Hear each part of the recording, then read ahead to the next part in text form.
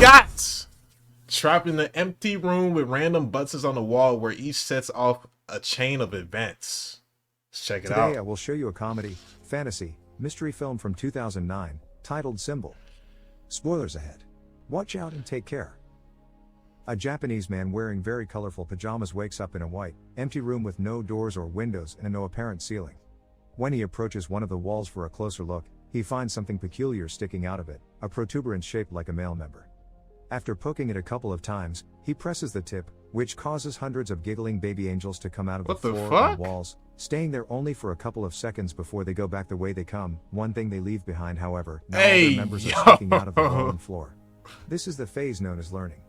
As he sniffs the finger he used to touch the weirdly shaped button, the man screams in fear, followed by crying out and begging for help from whoever may be around, to no avail. He decides to start pressing the various buttons to see what happens, and every time he does, a different random object falls into the room, from a small toothbrush to a big vase. By pressing the same button again, he is given the same object, and that's how his testing of this concept on one particular button gives him a big pile of chopsticks. His amusement is short-lived, however. Nah, that is so weird. That is so weird, bro. A part comes out of the wall and hits him on the legs. The next button he presses after crying out in pain transforms into a butt, which passes gas on his face. The man has accumulated a huge variety of random objects in the room, and when he throws the ball at the wall, it presses a button that gives him sushi. This excites him since he's been getting hungry, but he realizes that he's missing soy sauce. He asks his captors for it, but as always, he gets no answer, so he repeatedly presses one of the buttons until he has a bunch of sushi in front of him but still no sauce. Giving up, the man proceeds to eat the sushi, which he finds rather delicious, and once he's finished the last piece, he presses the button for more, getting furious when a bottle of soy sauce finally shows up. After angrily pushing the bottle out of the way, he presses a different button and gets a pair of old school 3D glasses. When he puts them on, he manages to see a baby angel pointing at his member, and the man gets happy because he thinks he may have found the answer. However, after pressing that particular button, all he gets is a countdown and a giant butt appearing from above to pass gas on top. What? Some hours later, he's read 5 volumes of a manga that he finds very entertaining, but when he presses a button to get the 6th, he gets the 7th instead. Frustrated, he starts trying other buttons, which give him 8 and 9 but still no 6.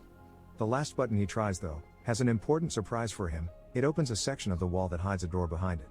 The man celebrates this discovery, but in his excitement, he loses track of which button is the one that opens the exit. He tries one at random and shockingly sees an African tribesman run from wall to wall. The next one makes water fall on his head. The third one turns out to be the one he needs, and as soon as the wall opens, he runs to it, only to see it close on his face. His second try ends the same way, and it's then he realizes that the door stays open as long as the member tip is down, so he starts trying out different ways to achieve it. First, he goes for a runner position, pressing it with his foot. Next, he hits it with a fly swatter from as far as possible, hoping the distance will make a difference in his time. None of these work, and neither do pulling it with a jumping rope or hitting it with the air sent by a fan. His following plan is to get on the cart and push it after pressing the button, but after a few tries, he comes to accept he simply can't control it. What he needs to do is find a way to keep the button tip down. He puts the huge vase on top of it. Yeah, I'm about to say I would have been did that again, so the man reaches the conclusion that he needs to fill the vase to make it heavier. First, he tries the water button, but it's pointless. No matter how hard he tries to redirect the water, it only falls on him and nowhere else. His next attempt involves filling the vase with sushi, but it becomes so heavy he can't even pick it up. The neck of the vase is also too narrow for his hand to go through, so the man has no other choice but to use chopsticks and remove a bunch of sushi piece by piece. Moments later, once he's removed enough, he manages to barely pick up the vase, so he does exactly that and takes it closer to the buttons. When he gets there, he finds himself having to put down the vase on the floor because he has lost which button it was again, and when he tries one, the African tribesman comes out and accidentally bumps into the vase, causing it to crack and break in half. This sends the man over the edge, who, as he freaks out and yells nonstop, finds the right button and begins covering it with sushi. This, of course, doesn't work either, and a little member pops up among the rice. Then the man tries covering the button with tape, followed by tape plus a steel plate, but nothing works. After taking some painkillers to deal with the pain caused by the door every time it hits him on his back and a nap as well, the man wants to wash his teeth, so he presses a button to get water. It was the wrong button though, and this one reveals a rope falling from the ceiling. This instantly improves his mood because it gives him an idea for a new plan. He opens the door, then uses the rope to swing himself across the room and make it before the door closes. Sadly, when he tries to open the door behind the fake wall, he probably needs a key. He returns to the room just in time before the door closes. Oh although my it god, manages that to would have hit been him on his way out anyway, GG's. and in frustration, he kicks the wall, activating one of the buttons and revealing the key floating in the middle of the room. Like it happens with the door though, it goes away when the button perks out again, so the man must find a Nah, way to that's keep some both the key in the room and the cheese. door open. First, however, he needs to find the button again, because he got distracted and lost it. By observing more or less where his foot would have landed when he kicked the wall, he chooses a button only to get a dog coming out of the wall to bark at him. The same happens with the next button, but luckily, the third try is successful. While keeping his eyes and a pointing hand at the button, the man walks backward and grabs a piece of sushi fish that he takes back to the wall to mark the right button with. When he presses it, however, the dog comes out again. This time he finds the button faster and proceeds with his plan. He makes the rope appear and swings on it to reach the different buttons, but it is still enough. As he falls to the floor, he sees a plunger he had gotten from one of the many buttons, and gets an idea on how to solve his little issue.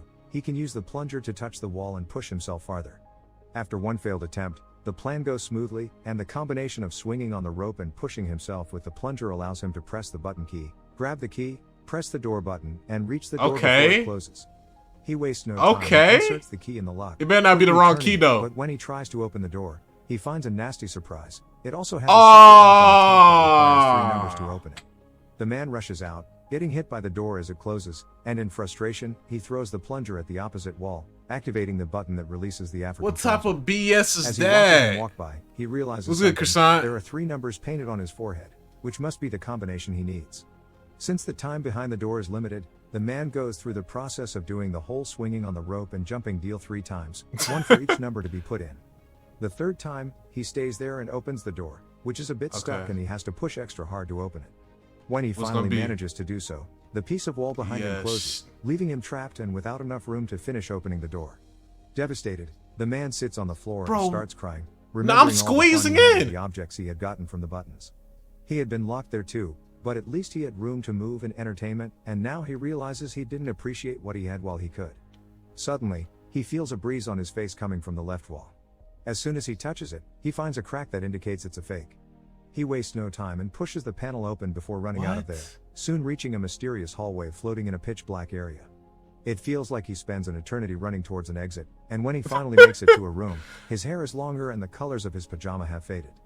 This room is also empty and the door he uses closes as soon as he enters, but instead of baby angels, here there are adult ones, who also disappear into the wall and only leave out their members to— Oh nah, I will lose it. I'll lose it, bro. I will lose it, bro. I don't know what the hell we watching Smash, but this is some crazy shit. Oh my god. This is the phase known as practice. Meanwhile, in a city in Mexico, little Antonio's family is worried because the father, a wrestler known as Escargot Man, is behaving more taciturnly than usual. His wife thinks it may be because this next opponent is much younger than him, but the grandfather points out that what matters is experience, not youth. Escargot Man is picked up by his daughter's sister Karen on her truck and she drives him to the wrestling ring so he can start getting ready early, which includes changing clothes and praying to the Virgin.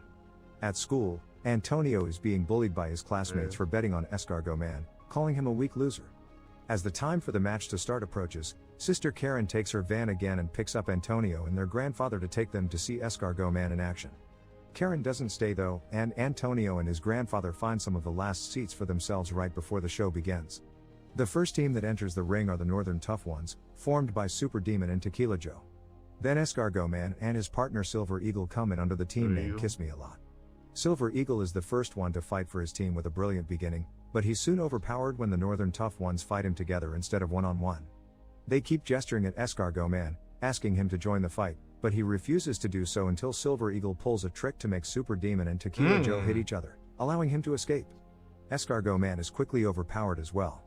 But just when his opponent is about to hit him with a chair, the man in the mysterious room presses a member button and causes Escargot Man to magically extend his neck and knock out both opponents with a hit of his head. What type of BS is that? What type?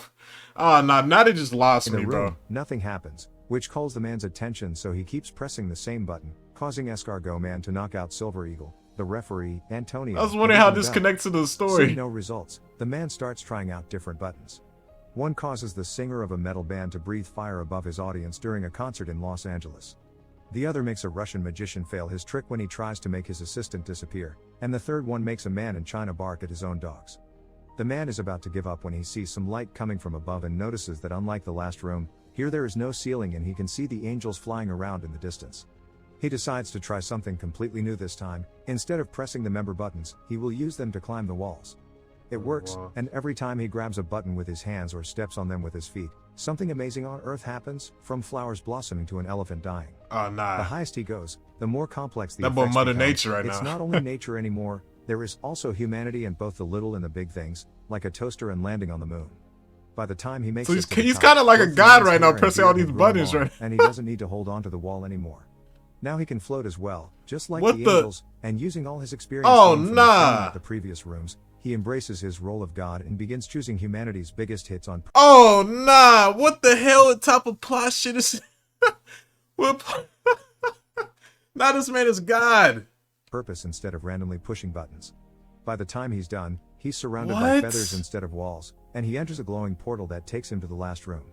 This one has the continents on its walls and a huge member button that the man is about to press. This is Hey, the phase known yo. as future. Make sure to subscribe and turn on notifications so you can watch Nah, that shit was crazy, bro.